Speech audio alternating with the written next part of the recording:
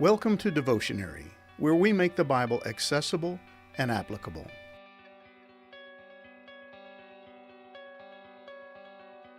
The ways of God can be mysterious and sometimes even a bit strange, and nobody knew that better than David.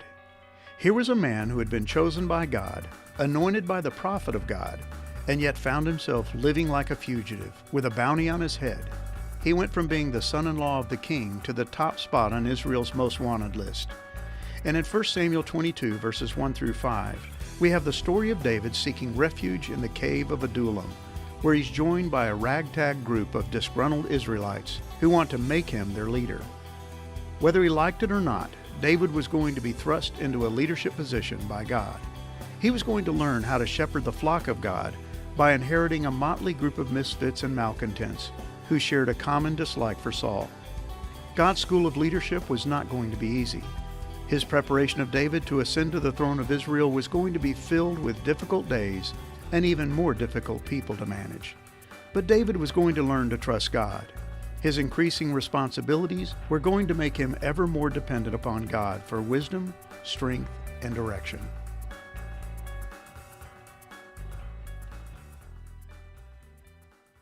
David left Gath in a hurry, the drool still clinging to his beard and the laughter of the Philistines still ringing in his ears. He had managed to escape with his life, but had been forced to leave his dignity behind. He had put himself in a very dangerous situation and relegated to feigning insanity when his plan fell apart. But as a result of this painful predicament, David was learning to trust in God and not himself. It would prove to be a lifelong lesson, but with each passing circumstance, David would learn to lean less on himself and more on God. This would not be the last time David found himself in a tight spot. In fact, he would later write in one of his Psalms, "But I am a worm and not a man. I am scorned and despised by all. Everyone who sees me mocks me. They sneer and shake their heads, saying, 'Is this the one who relies on the Lord? Then let the Lord save him. If the Lord loves him so much, let the Lord rescue him.'" Psalm 22, verses 6 through 8. David would know what it was like to be despised and dejected. He would experience many moments of doubt and despair. But through it all, he would discover the reality of God's presence and power, and what it means to trust him. After having escaped from Gath by the skin of his teeth, David headed to an area called Adullam, the former site of an ancient Canaanite city. Adullam was not far from the valley of Elah, where David had slain Goliath. The area is pockmarked with caves, many of which are large enough to hold up to 400 men. It was in one of these caves that David sought refuge. But he would not be alone for long. Somehow his father and brothers received word that David was there, and they made their way to him, along with their entire households. David's cave was filling up fast, and it would soon be standing room only, because the text tells us that all who were down on their luck came around, losers and vagrants and misfits of all sorts. 1 Samuel 22, verse 2. David suddenly found himself surrounded by people with money problems, malcontents, and an assortment of misfits.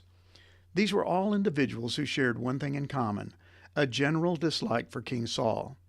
In one way or another, this man's reign had impacted them negatively, and they were willing to risk all in order to throw in their lot with David, a man with a bounty on his head.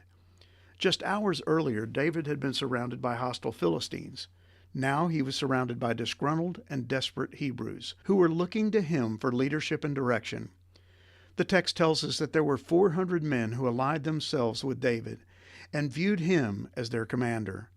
David was no longer alone, but now he found himself responsible for the well-being and protection of hundreds of men and their families.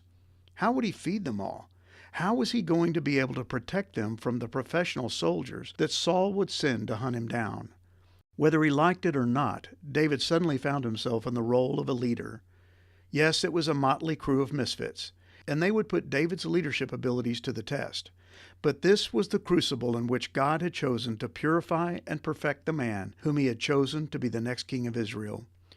One of the first decisions David made was to send his father and mother to stay in the land of Moab.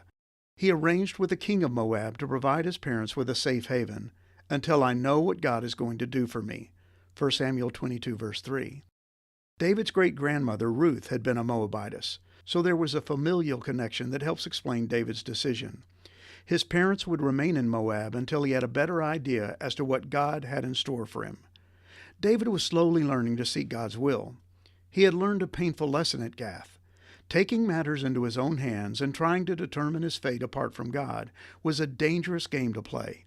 He had no clue what the future held, but he was anxious to know what God was going to do, and he wouldn't have to wait long.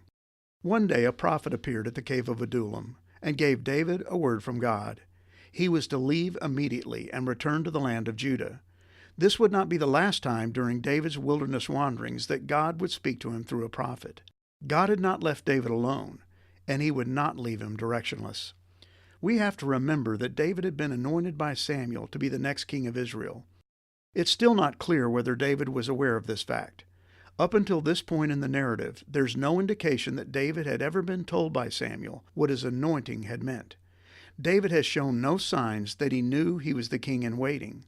He had been content to be a commander in Saul's army. He has shown no aspirations of being king or any expectations that God was going to remove Saul and put him in his place on the throne.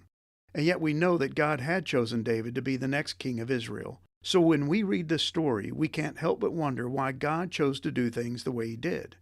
Why was he allowing Saul to persecute and pursue David? Why was David being forced to run for his life and live like a fugitive? Why was God willing to let Saul, a man he had rejected as king, remain king? None of it seems to make any sense. It all appears illogical and unnecessary. But God's ways are not our ways. His plans rarely make sense to us. His methods, more often than not, come across as little more than madness to us. But the life of David is meant to reveal to us the sovereign, all-powerful, all-knowing will of God. David was receiving God's will one day at a time. We get to see the whole picture. We're given access to the entire story. We know how it ends.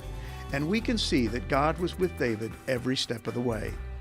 David was going to experience many dark days. He would know what it means to despair and feel the loneliness that comes with leadership. There would be moments when all seemed lost. There would be days when he felt abandoned by God. He would later write, my God, why have you forsaken me? Why are you so far from saving me from the words of my groaning? Oh my God, I cry by day, but you do not answer, and by night, but I find no rest. Yet you are holy, enthroned on the praises of Israel. In you our fathers trusted. They trusted, and you delivered them. To you they cried, and were rescued. In you they trusted, and were not put to shame. Psalm 22, verses 1 through 5. But through it all, David would discover the holiness and faithfulness of God. And this lesson, while painful, would be crucial in his transformation from shepherd of sheep to shepherd of the people of God.